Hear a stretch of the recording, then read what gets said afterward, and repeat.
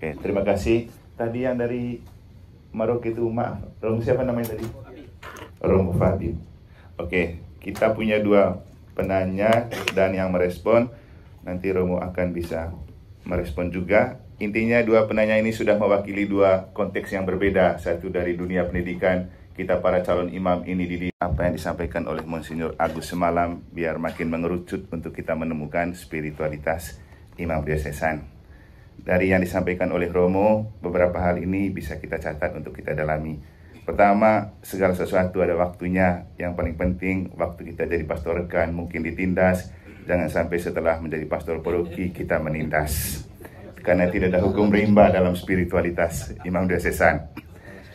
Balas dendam. Yang kedua, hati yang terbuka itu penting. Karena itu yang melahirkan banyak kreativitas. Tapi ingat, ketika kita kreatif, juga bisa terbentur dengan rasa dislike dari orang-orang atau umat tertentu. Seperti pengalaman Romo, walaupun maksudnya baik dari hasil kreativitas hati, ada surat kalian juga. Pasti di antara kita ada yang pernah mengalami itu juga. Kemudian, imamat tanpa empati, itu ada hubungannya dengan keterbukaan hati, akan melahirkan kekakuan. Dan ini juga penting, iman pendoa sangat menentukan cara kita merayakan misa. Saya juga teringat dengan ketika kita OGF di Nusra, waktu itu juga bicara spiritualitas imamat oleh Romo Okto, dia menyampaikan begini kepada para Romo. Para Romo, kita itu merayakan misa, bukan melaksanakan misa. Maka perhatikan baik-baik, jangan merayakan atau melaksanakan misa sebagai formalitas karena harus kita lakukan. Tapi itu sebuah perayaan, saya rasa cocok dengan apa yang disampaikan oleh Romo Kris. Semakin kita berdoa, pasti semakin kita merayakan misa. Semakin kita merayakan misa tanpa doa, pasti kita lakukan sebagai rutinitas dan formalitas bertentangan dengan spiritualitas kita. Kemudian, imam itu dokter jiwa-jiwa. Dan keterlibatan penuh perhatian itu menjadi fokus kita. Itu tentu bermula dari hati yang terbuka, maka menjadi makhluk rohani penting untuk pelayanan kita supaya menjadi gembala berbau domba. Perlu juga menjadikan sesama sebagai sahabat, seperti yang sering kita tekankan, priest helping priest, bukan priest versus priest, seperti sharing-sharing tadi. Entah yang seperjalanan dengan kita, atau juga mungkin yang sudah terlempar dari perjalanan bersama kita, itu juga adalah sahabat kita. Dan pertemuan antara keuskupan seperti yang kita lakukan ini, cara terbaik untuk memelihara persahabatan sekaligus spiritualitas kita dalam imam diosesan, khususnya Unindo. Itu saja beberapa hal yang mungkin bisa mengingatkan kembali untuk memperdalam refleksi atau sharing kita. Dan kalau ada pertanyaan silakan, tapi sebelumnya kita berikan kesempatan kepada Romo Fidi. Saya rasa Romo Fidi ini anak emasnya Romo Kris dulu ya, sehingga sangat laris. Silakan Romo Fidi, cairkan kami yang memang ada yang datang dengan asam urat, dengan kolesterol tinggi. Dan tadi Romo Ferrer bilang banyak-banyak bergerak karena kita makan enak selama ada di sini. Silakan Romo Fidi, mainkan peranmu. Saya pernah dengar kentungan tidak tertulis, siapapun yang dari Roma atau dari Innsbruck atau dari Amerika, kalau mau masuk kentungan harus cari kursus motor dulu di sana. Itu membuat aturan tidak tertulis di antara mereka sendiri. Saya sudah kursus formator paling tidak 9 bulan di Filipina. Saya punya dasar psikologi sampai S2. Diterima karena apa? Mereka sendiri yang mengusulkan Kristanto tarikan Waiskop Malang untuk mendampingi para frater. Ya karena mereka sendiri yang minta, ya mau saja. Kalau tidak, saya sampai tanya Bapak Kardinal Monsinyur, saya yang minta saya pulang dari Malang ke Kendungan. Dijawab, oh kalau itu jawaban jujur Monsinyur, saya mau. Teman-teman kami yang minta. Oke. Tapi kalau Monsinyur sendiri, saya masih bertanya-tanya, mereka menerima saya atau tidak. Tapi saya juga mendengarkan Monsinyur mengatakan, teman-teman Romo yang menerima, yang menginginkan di Kendungan. Oke, saya pulang.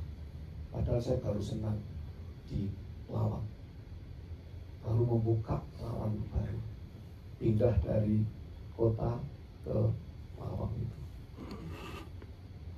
Jadi situasi itu tidak bisa langsung terus masuk. Kita harus hening tenang. Kita harus ngomong dengan sesama formator. Kadang-kadang gagal, banyak gagalnya juga Romo Riki. Jangan takut. Yang penting kita mendampingi dengan hati. Berapa frater, ini cukup panjang, berapa frater tidak taat membawa HP. Menteri Pertahanan saya kan Anda tahu, Rubiat Moko. Menteri Pertahanan tuh yang pertama keras itu pasti pernah ketemu dengan dia. Saya punya Menteri Pertahanan tuh Rubiat Moko itu manusia sekarang ini PK itu seperti anjing herder. Tiba-tiba datang ke kamar saya, Romo, saya dapat HP. Dari siapa? Si A, si B. Panggil Romo. Bilang. Padahal dia sudah ditantang di kamarnya. Aku mau ditantang. Kamu mau apa? Saya mau keluar. Jangan saya nantang menteriku. Apaan gini? Presidennya tidak terima loh. Menteri saya kok ditantang kayak gitu. Saya hanya mohon maaf saya tidak bisa menjawab langsung itu. Memang saya tidak ngomong mengenai Yohanes Maria Vianney, tapi di sini banyak tokoh-tokoh tadi. Yohanes Paulus kedua, nanti Dawi Masih. Lalu ya itu kan memang Yohanes Paulus kedua itu yang menulis keluarnya Pastores Damopho, bisa itu. Itu yang pokok dari kita dari 81 kalau tidak salah itu bagian yang pokok. Lalu nanti dalam perjalanan macam-macam itu ada lagi. Jadi kita bisa saja memegang.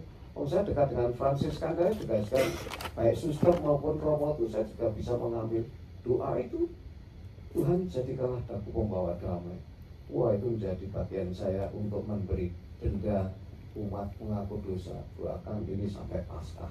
Pagi dan malam, tinggal sebulan Paskahnya itu. Jangan orang setahun itu. Tinggal sebulan, pagi, malam, bukan selesainya dicecap, dipahami kata-katanya. Tuhan jadikanlah daku pembawa damai. Bila terjadi kebencian, nah kebencian itu kan bojomu batin saya loh ya, supaya dia sadar dengan doa itu. Kreativitas itu datang ketika ada kesulitan. Romo Riki, jangan takut, masih lama Anda di sini.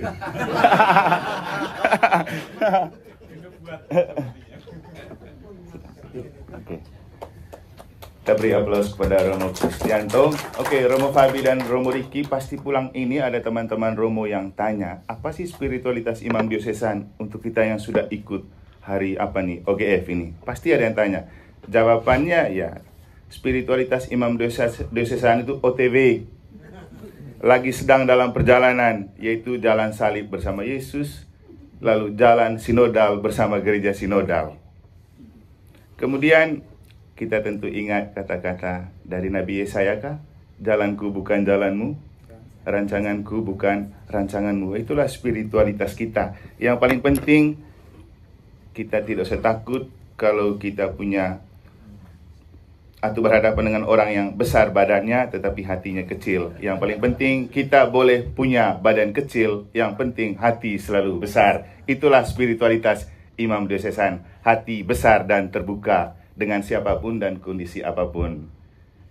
Oke, masih ada kesempatan untuk kita karena kita kan mulai agak telat. Kita juga berhenti agak telat biar adil. Kurang lebih masih ada waktu 15 menit. Memang di jadwal kita makan 6:30 tapi kita molor sedikit karena masih kenyang juga habis banyak makan jajan dan kopi tadi kan. Sekarang Romo Ardi Obot yang dalam OTW menuju ke Pesta Perak Imamat, silakan. Satu saja untuk sesi ini ya, masih ada sesi setelah makan untuk kita lanjutkan. Silakan. Ya, terima kasih untuk waktu yang diberikan dari Romo Eman dan juga pertanyaan kami kepada Romo Kris. Menarik sekali dalam OGF ini, Romo memberikan kepada kami tadi materi yang sangat luar biasa tentang spiritualitas dan juga tentang poin-poin. Tadi 10 poin ini, kemudian juga tadi dengan dokumen-dokumen gereja. lalu pertanyaan dari dua teman sebelumnya juga tadi tentang masalah-masalah. Tapi yang saya mau sampaikan sekarang ini, Romo Kris, tentang semua materi yang telah diberikan dengan apa yang dijalankan oleh kita imam. Pertanyaan saya, Romo, dalam praktik ini, terutama untuk konteks kami dari Flores, kami menjadi imam ini, itu ya dalam arti tertentu juga menjadi segala-galanya. Dalam hal pembangunan juga, pembangunan rohani, memang kami utamakan itu untuk membentuk umat, untuk mengantar kepada keselamatan. Tapi lebih daripada itu, pembangunan fisik juga amat sangat menentukan karya kami para imam, imam projo tentu dalam hal ini.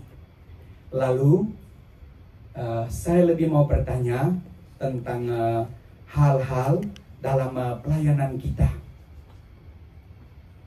Dalam keadaan tertentu, teman-teman, ya kita di tengah umat ini dari situasi duka ke situasi sukacita. Kemudian ya dari sukacita kemudian ada duka cita. Itu dalam pelayanan-pelayanan. Misa kudus, kemudian juga sakramen-sakramen dan semua hal yang lain. Yang saya mau tanyakan di sini, Romo Kris, seringkali dalam kenyataan itu kita sudah melayani perminyakan kudus ataupun juga misa duka, misa arwah. Dan yang meninggal itu, ya misalnya orang yang dekat dengan kita atau juga dewan pastoral kita. Lalu setelah itu, kita merayakan juga misa pernikahan. Yang notabene juga kalau di teman-teman yang lain, mungkin kalau ada rekan imam, ya tentu kita bisa beri ke rekan imam yang lain itu perayaan misa dari kita duka tadi ke sukacita. Tapi dengan situasi kami di Flores, Romo, kalau kita di paroki hanya satu orang, ya dari misa duka tadi kita ke misa pernikahan. Ya, kadang itu, Romo, itu berat. Secara pribadi juga untuk saya berat. Ya, maksudnya begini, Romo. Sudah dari tangis dan duka cita, berhadapan dengan pengantin, kita harus sukacita. Kalau tidak sukacita, nanti umatnya gimana si Romo ini, kok nggak bisa buat kita bergembira sedikit hari pernikahan dari anak putra putri kita. Sehingga ini maksud saya tadi, Romo, dalam praktek kita imam ini, bahwa kita ya memang menjadi segala-galanya. Ya, pertanyaan saya untuk Romo, tentu Romo sebagai formator, ada tip-tip mungkin untuk yang seperti itu. Karena ya kalau masalah sosial tadi itu semua di tiap keuskupan itu dengan masalah kita masing-masing. Tapi dalam OGF ini ya mungkin lebih kita pada hal-hal praktis dengan hal-hal seperti itu. Kemudian ya dalam arti tertentu juga kita imam ini menjadi tempat di mana umat bisa mendapatkan segala-galanya.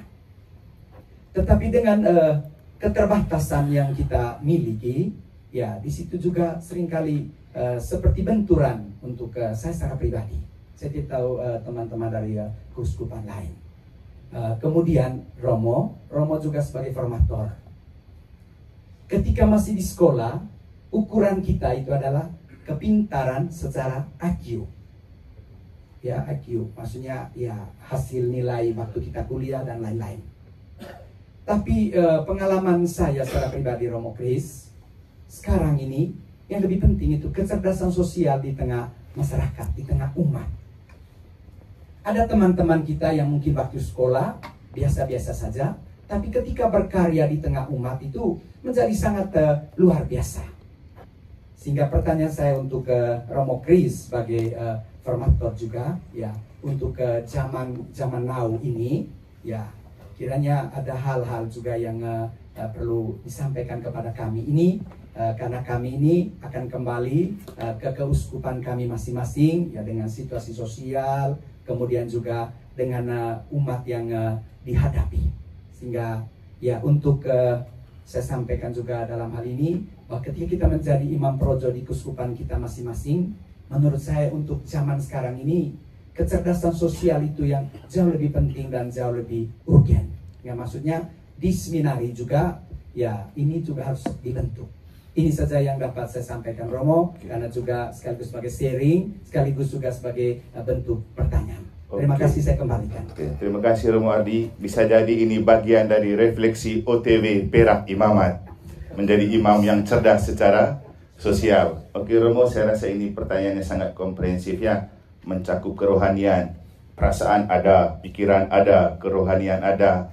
Mungkin yang paling penting itu bagaimana menjaga kestabilan perasaan dalam situasi pastoral dan pelayanan pastoral yang berbeda. Silakan Romo Kris. Ya, Romo Adi, terima kasih untuk pertanyaan yang sungguh-sungguh pertanyaan yang mau merayakan 25 tahun ini. Betul. Saya datang ke Klaten tahun September 23, saya langsung membuat gebrakan renovasi gedung. Dan itu pas ternyata tahun 24 itu tahun renovasi. Oke, beri aplaus untuk Romo Kris sebelum kita doa makan. Para Romo terkasih, kita masih punya sesi yang berikutnya nanti setelah makan. Dan ini mungkin beberapa hal yang bisa kita selami sambil kita makan dan minum dari bagian terakhir. Renovasi gedung memang baik, tapi jangan lupa renovasi jiwa juga, biar berjalan bersamaan. Kemudian memerhatikan diri sendiri itu penting, karena itu juga bagian terpenting dari spiritualitas imam diosesan. Keheningan dalam doa adorasi itu penting, dan jangan merasa diri kuat karena kita dipanggil dari kelemahan. Mungkin kita ingat waktu kita ditabiskan, doa yang didoakan itu, Tuhan engkau memanggil dia bukan karena dia mampu, tetapi supaya Tuhan memampukan dia. Itu setiap kali tabisan. Kemudian kecerdasan emosi dan sosial sangat penting untuk diperhatikan, karena pandai itu penting tapi tidak cukup. Butuh kecerdasan lain untuk membangun spiritualitas imam diosesan kita. Terima kasih untuk Romo Kris, terima kasih untuk para Romo yang telah memberikan atensi, terima kasih untuk kita semua, dan kita lanjutkan dengan doa makan. Nanti setelah makan kita lanjut lagi di sini untuk sesi yang terakhir hari ini. Kepada Romo Deus Dapa kami persilakan untuk berdoa makan. Kita mengerucut untuk kita menemukan spiritualitas imam diosesan. Dari yang disampaikan oleh Romo, beberapa hal ini bisa kita catat untuk kita dalami. Pertama, segala sesuatu ada waktunya. Yang paling penting, waktu kita jadi pastor rekan mungkin ditindas. Jangan sampai setelah menjadi pastor paroki kita menindas. Karena tidak ada hukum rimba dalam spiritualitas imam diosesan. Balas dendam. Yang kedua, hati yang terbuka itu penting. Karena itu yang melahirkan banyak kreativitas. Tapi ingat, ketika kita kreatif, juga bisa terbentur dengan rasa dislike dari orang-orang atau umat tertentu. Seperti pengalaman Romo, walaupun maksudnya baik dari hasil kreativitas hati, ada surat kalian juga. Pasti di antara kita ada yang pernah mengalami itu juga. Kemudian, imamat tanpa empati, itu ada hubungannya dengan keterbukaan hati, akan melahirkan kekaguan.